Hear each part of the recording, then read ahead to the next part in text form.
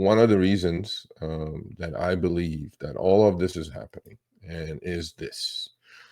The Trump administration has clearly said they're not paying attention to asset prices at the moment. What they want to do is they want to lower interest rates. How do you lower interest rates? Why do you want to lower interest rates? Who's going to benefit the most from lower interest rates?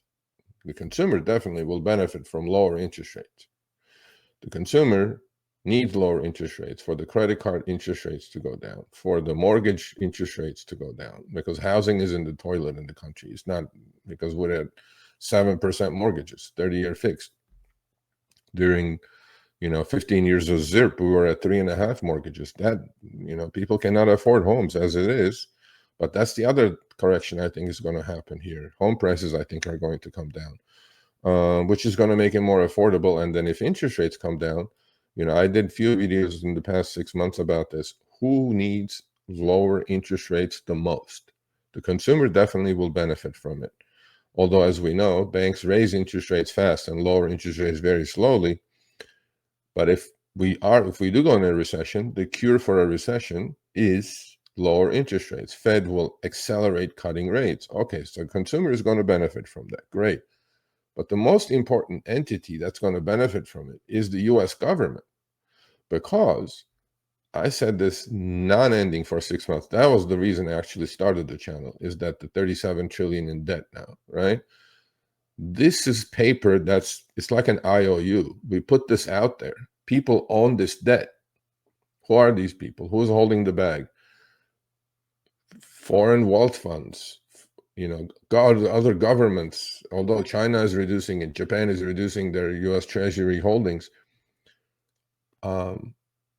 Pension plans in the US, hedge funds, all this debt is owned by somebody. And just like you going to a bank taking out a loan, this is a loan. This is an IOU given to other people. Well, there is something called a coupon on it, meaning interest. When you borrow money, you pay interest. Well, US government debt is no different. They borrow the money, they have to pay interest. Well, we had 15 years of zero interest rates, okay? The interest cost on all our debt was minimal. Few hundred billion a year, if few hundred billion a year is minimal. Well, as of last year, the interest cost on our debt is up to $1.2 trillion. It's 1.5 times our defense spending. It's almost 1-to-1 with Social Security spending. So that's another drag in the economy. That's another anchor. Can't we use that 1.2 trillion that we're just putting on fire, paying some people because they're holding a piece of paper that's called the U.S. government treasury bond or note or a bill, like Warren Buffett is holding 340 billion in treasury bills at 4.5%, 4%, right? Okay, why do we have to pay that interest, right? So that's why I'm saying this debt has to stop from going up, so we don't have to keep issuing new paper, because that's what we're going to do. And the U.S. government needs lower interest rates the most, period, out of everyone. Why is that? Because in 2025, 9.2 trillion with a T, okay, of U.S. debt will either mature or need to be refinanced. Well, we're not going to pay it back. And if we do pay it back, and when they mature, all those notes and bonds that are going to mature have to get replaced, meaning refinance. How's that going to happen? We issue new bonds to replace those.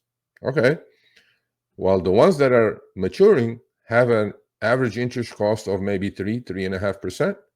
The new ones we're put out are going to have an interest rate coupon on it, as we call it, of 4.5%,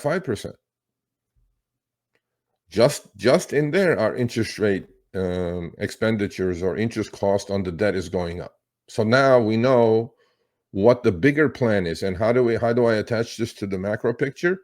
Well, this is how we do it. We put ourselves in a recession. We slow inflation down. We force the Fed, who's not listening to Trump, to cut rates extremely aggressively. And by the time all this refinancing needs to take place, we'll refinance them at a much lower cost, much lower coupons on interest rates, because the bond market is too large for the Fed to manipulate. Okay. And when the Fed lowered the rates, started lowering the rates by 100 basis points. The 20-year note, actually, or the 10-year note, both have gone up by 100 basis points. The market's not buying any of this. The market's saying, you need to reduce the deficit. How do we reduce the deficit? How do we reduce inflation? By putting us in an intentional recession or a slowdown. And the US government needs lower interest rates more than anybody. Because this year, if they have to refinance at 5%, 4.5%, the interest cost is on all the paper that's out there. So please understand, when I say 37 trillion in debt, all of that is paper that's floating out there. And all of that, at some point, every day, billions and billions of bonds and notes and treasury bills are issued every single day. And all that has to get replaced, while all the maturing ones have an average interest rate of about 3%. Now we're jumped to 4.25%. Pretty soon we're going to jump to 5%. Why? All the new debt we're issuing to make it palatable to the new investors. In order for them to buy that paper, right? We need to make it palatable. We need to make it interesting for them. We need to give them a return. Well, the people who are going to buy it, who are they? All the same people that hold the notes now. They expire, they go invest the money there. They're going to require higher interest rates. Well, now our cost on that debt is going to go up automatically. So don't fool yourselves, people. This debt is a killer. It's an absolute killer. And I've been talking about this. I literally created this channel for this. This debt needs to get paid attention to. Luckily now, after 6 months, people are talking about it. A lot of people are paying attention to it. And Doge, hopefully, is going to stop the waste and fraud and inefficiencies of the government. So at least that debt starts going neutral instead of in this trajectory. It just stops like flattening out a little bit. And so we can balance the budget. And so we don't have to print more money, so we can bring inflation down properly, not by raising interest rates and crippling the economy. So yeah, US government needs to lower interest rates the most.